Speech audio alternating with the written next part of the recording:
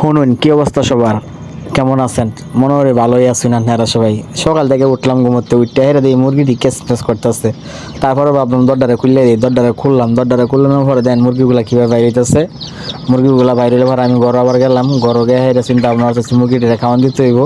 তারপরে এটি সবটি বাইরে যাচ্ছে, বাইরে নিয়ে পরে আমি চিন্তা করলাম এটা খাওয়ান দিয়ালা দিলা খাওয়ান লই হেরে আমিও হেরার লগে যাই, আমি একটু খাওয়ান দিয়ে যেতে যাই। সকাল সকাল বাইরে হইলো দেখেন, সকালে বাইর করলে কীরকম লাগে। সবাই বলে আমি এগুলা কি করি, এগুলা ভাই কি, এগুলার ভিতরে একটা শান্তি আছে বুঝবেন না। যারা গ্রামে থাকেন তারা বুঝেন, হয়তো এগুলা পারলে একটা শান্তি লাগে নিজের কাছে।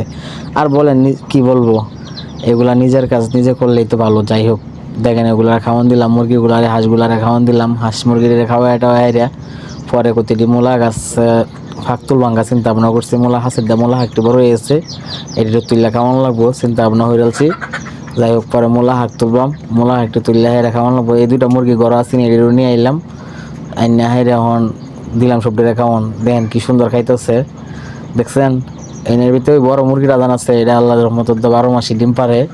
ওই মুরগিটা পাকিস্তানি মুরগি, এটা বড় মুরগিটা, এটা 12 মাসি ডিম পারে। দেখুন এগুলা মুরগি 12 মাস ডিম পারে। যাই হোক, এই মুরগির ডিম দিও একটা বড় বড় পারে, আঁশের মতন বড় বড় ডিম পারে। যাই হোক, সবাই ভালো থাকবেন। আল্লাহ।